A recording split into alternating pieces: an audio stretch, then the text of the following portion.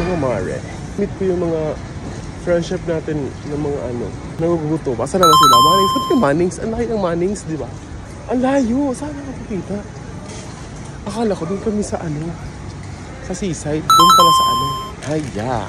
Ako, seaside talaga kayo nakikita-kita ng mga mare. Baka puti na mukha ako, mukha akong dinosaur. Ganun is kami. Akala na. So, kakain kami. Nabudol talaga ako today.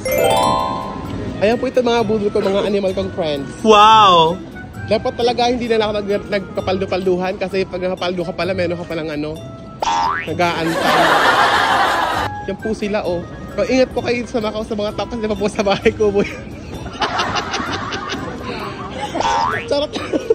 Yung isa dyan, dikit na basta tuloy ang balikat ko. So for today's video, I'm up. So functionality mga mare. Buti na lang malamig. Nawala yung init ang ulo ko. Kasi, alam mo kung bakit? May gumagawa na nga sa bahay namin ng mga dumuludud mga dulo.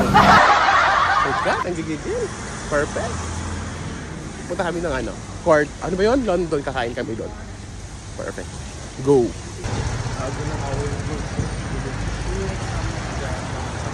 Ako po ang kasama ko mga B. Wow! Artista yan. So ayan mga malapit na kami. Ayan yung seaside dito na area. Seaside yan. Ayan yung Macau Tower. Dito kami sa London and we're going to have our lunch. Kung bukas na talaga to. Ay, bukas na siya!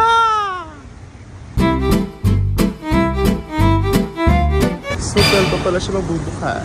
So guys, nakapag-order na kami ng food and the food is amazing. Ito yung mga namin. So, pero naka-QR code sila guys para magkakain kayo dito. QR code mo na siya dyan. Tapos, you can order foods na. Ay nun, pera daw.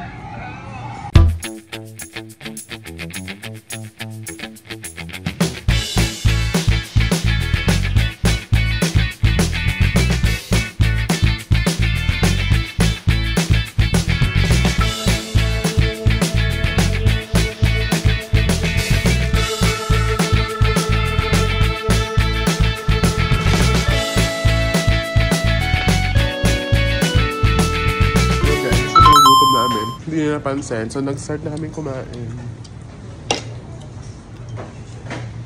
Yes. Kain tayo.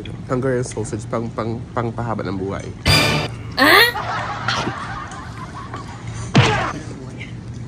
Go.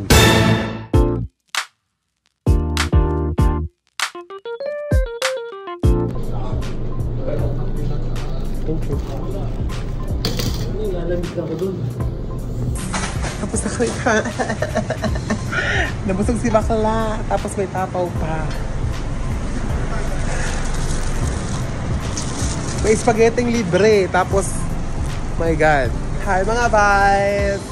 Busog yarn? Busog yarn. Perfect. Go.